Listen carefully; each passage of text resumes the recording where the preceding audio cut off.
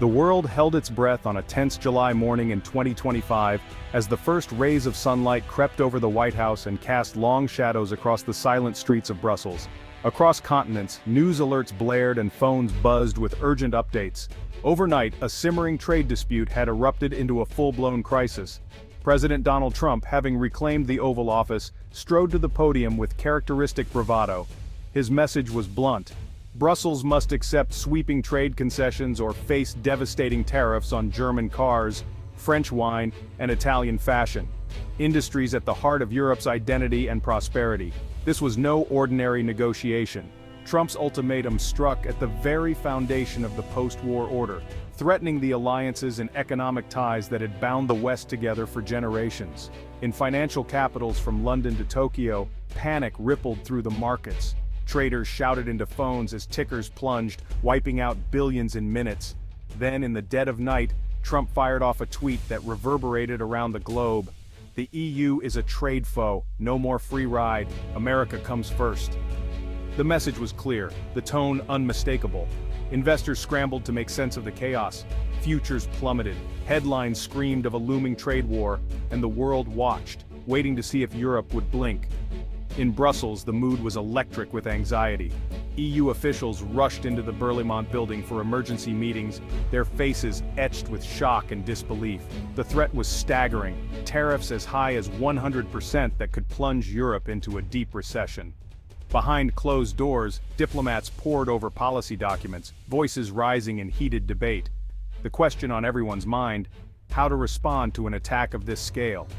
Some leaders demanded immediate retaliation, their voices sharp with anger. Others, wary of escalation, urged caution and deliberation.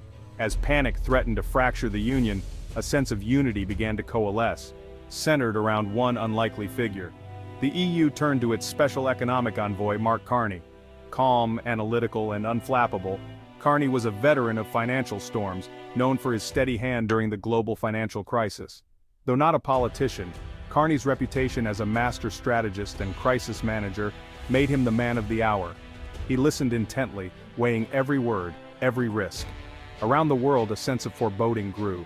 Newsrooms counted down the hours, city streets remained eerily quiet, and the world braced for a confrontation that could reshape the global order. The stakes could not be higher: the future of the global economy, the fate of millions of jobs, and the credibility of Western alliances all hung in the balance. Trump, surrounded by his inner circle, seemed to hold all the cards. But in Brussels, a new strategy was taking shape, one that could turn the tables. The stage was set for an epic confrontation. The countdown had begun, and the world could only watch as history prepared to unfold.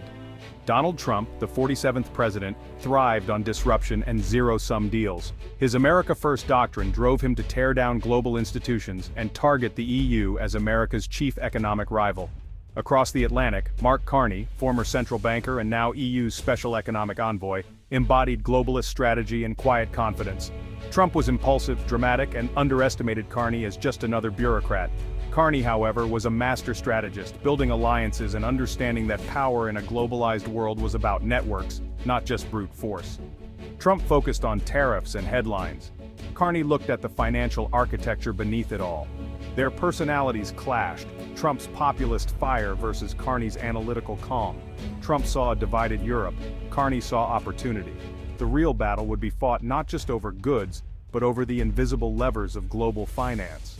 The world watched as these two titans prepared to face off. The outcome would reshape the global order. Trump's plan was simple: maximum pressure. He announced sweeping tariffs, 25% on EU cars, 50% on luxury goods, heavy levies on agriculture. The White House claimed Europe had freeloaded for decades, and now America would fight back. Trump dismissed fears of a trade war, insisting it would be good and easy to win. The strategy exploited divisions within the EU, betting that Germany and France would break ranks to protect their industries. The tariffs were a wedge, designed to fracture Europe and force quick concessions. It was classic Trump: bold, aggressive, and a political performance for his base. But the administration underestimated Europe's resolve, and Carney's quiet preparations. The real contest was just beginning. While Washington expected chaos, Carney was already executing a bold plan. He reached out to Canada, Japan, and South Korea, proposing a new trade alliance to counter Trump's tariffs. The alliance of the willing would redirect trade flows. If the US blocked German cars, Japan and South Korea would open their markets. If French wine was taxed, Canada would buy more. But Carney's masterstroke was financial. The alliance would settle trade using a basket of their own currencies, directly challenging the dollar's dominance. This move threatened to weaken the dollar and limit Washington's global leverage.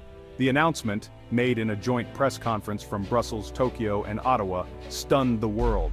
The alliance framed their actions as defending a stable, rules-based system, not attacking America. Carney calmly explained the need for new pathways and less reliance on any single market or currency. The message: the world would not bow to Trump's demands, instead it would build a new system without him. The global balance of power was shifting. Europe, once divided, now stood united. The game had changed. The reaction was immediate and explosive. In Washington, disbelief turned to fury as Trump lashed out on social media, calling the alliance a betrayal. US officials scrambled, unprepared for a challenge to the dollar itself. Across Europe, Carney was hailed as a hero. Headlines praised his strategic genius and the new European unity. Global media buzzed with analysis of the seismic shift in power. Markets responded, the dollar fell, European and Asian stocks rebounded, and American multinationals took a hit. Investors saw Carney's alliance as a stable alternative to Trump's chaos. The flow of capital began to shift, following the new lines of power. The seasoned technocrat had outmaneuvered the brash disruptor. The world's business community took notice. A new era was dawning. The immediate crisis passed as the Trump administration quietly retreated from its harshest threats. The EU and its allies pressed forward, integrating their trade and financial systems. Mark Carney emerged as the architect of a new economic order, one built on cooperation, not coercion. The dollar remained dominant, but now faced real competition from the Euro-Yen-Canadian dollar bloc. America's leverage was diminished. The world had more options. The era of unchallenged US economic dominance was over. The showdown of 2025 proved alliances and intelligence could outmaneuver brute force. Carney built bridges where Trump built walls, and the bridges held. The old order wasn't destroyed, but a new, more balanced world had begun. The future would be shaped by those willing to work together. The new balance of power sent shockwaves through global markets. Stock indices from Tokyo to Toronto trembled, then recalibrated as investors digested the end of America's economic supremacy. Commodities like oil and rare earth metals saw sudden price swings. Multinational companies scrambled to adapt, rerouting supply chains and renegotiating contracts in the face of new tariffs and shifting alliances. Expert voices weighed in. Dr. Julia Nguyen, a global trade economist, noted, "We're seeing a once-in-a-generation realignment. Companies are hedging bets, diversifying assets, and looking for stability in unexpected places." Pause 1s. In Germany, automakers pivoted to Asian and Canadian markets. In Brazil, soybean farmers welcomed new buyers as China expanded its trading partners. Even small businesses, like a French chocolatier sourcing cocoa from new African partners, felt the tremors. The ripple effect was clear. No country, company, or consumer was untouched. The era of easy predictability was gone. Now, every decision, from boardrooms to kitchen tables, had to account for a world where alliances, not just superpowers, set the rules. While markets scrambled and businesses adapted, another battle was unfolding far from the headlines. In quiet conference rooms and shadowy back channels, political leaders from the European Union and the United States played a high-stakes game of chess. Pause 1s. In Brussels, EU negotiators huddled late into the night, poring over intelligence reports and economic forecasts. Their goal to safeguard European interests without alienating either the US or their new trading partners across the globe. Leaked memos revealed heated debates. Should the EU double down on transatlantic ties, or pivot toward the emerging coalition led by China and its allies? Pause 1s. Across the Atlantic, American diplomats scrambled to maintain influence. Secret meetings in Washington hotels saw lobbyists, senators, and foreign envoys plotting strategies. Some pushed for reconciliation, others for escalation. The stakes were enormous. "This isn't just about tariffs," whispered one anonymous official. "It's about who gets to write the rules of the new world order." Pause 1s. As both sides maneuvered, alliances shifted beneath the surface. Informal dinners, encrypted messages, and last-minute flights to neutral capitals became the norm. Each move was calculated, each concession weighed against potential betrayal. Pause 1s. The world watched official statements. But the real story was written in these unseen negotiations, a complex dance of power, trust, and ambition. In this era, the winners would not be decided on the battlefield or trading floor, but in the quiet moments where history's next chapter was being drafted. As political leaders plotted behind closed doors, the outside world began to stir. From Paris to Pittsburgh, the public's patience wore thin. News anchors dissected every leaked memo and late-night negotiation, while social media exploded with hashtags demanding transparency and action. In Berlin, thousands marched through the rain, waving banners that read, "No more trade wars" and "Our future, our choice." Across the Atlantic, American workers rallied outside factories, chanting for job security and fair trade. The headlines screamed, "Allies or adversaries? Is this the end of globalization?" Talk show hosts and pundits fanned the flames, fueling debates in living rooms and cafes alike. Opinion polls revealed a continent divided. Some called for unity with traditional allies, while others demanded bold new partnerships. Meanwhile, conspiracy theories and misinformation spread like wildfire, sowing confusion and fear. As the world watched, ordinary people, business owners, students, families, found themselves caught in a storm, not of their making. Their voices, amplified by protests, petitions, and viral videos, became impossible to ignore. It was clear, the decisions made in those shadowy conference rooms would echo far beyond the walls of power, shaping not just markets and alliances, but the daily lives and dreams of millions. As the dust settled from the political upheaval, the world's economies braced for impact. In the short term, chaos rippled through global markets. Stock indices tumbled, currencies fluctuated wildly, and investors scrambled to predict the next move.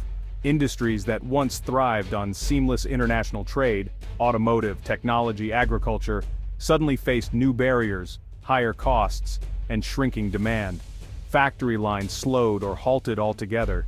Shipping containers sat idle at ports waiting for clearance that might never come. For workers, the effects were immediate and personal. Layoffs swept through manufacturing towns, leaving families uncertain about their futures. Small business owners struggled to adapt as supply chains fractured and goods became scarce or unaffordable. In some sectors, governments rushed to provide relief packages and retraining programs, but uncertainty lingered. Long-term consequences began to emerge as well. Some multinational corporations relocated operations to friendlier markets, while others invested in automation to cut costs. New alliances and trade routes slowly formed, altering the map of global commerce. Innovation flourished in some places, but in others, economic stagnation took root. As the world adjusted to this new reality, one thing became clear: the decisions made in pursuit of national interests had profound and lasting effects on industries, workers, and the very fabric of daily life. The economic fallout was not just a story of numbers and charts, but of real people navigating an uncertain future.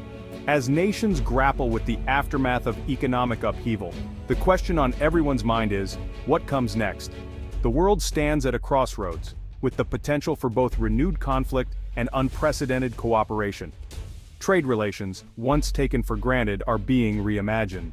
Leaders debate whether to double down on protectionism or seek new frameworks for collaboration. Some experts predict the rise of regional blocs where neighboring countries band together to weather global storms. Others see opportunities for innovation, new technologies, green industries, and digital economies that could redefine the balance of power. Diplomatic efforts intensify behind closed doors, as negotiators search for common ground and lasting solutions. Yet the road to recovery is uncertain. Will old rivalries give way to pragmatic partnerships? Can global institutions adapt quickly enough to a shifting landscape? And how will ordinary people shape and be shaped by the next chapter in this evolving global order? The answers remain unwritten, but one thing is certain: the choices made today will echo for generations, forging a future that is as unpredictable as it is full of possibility.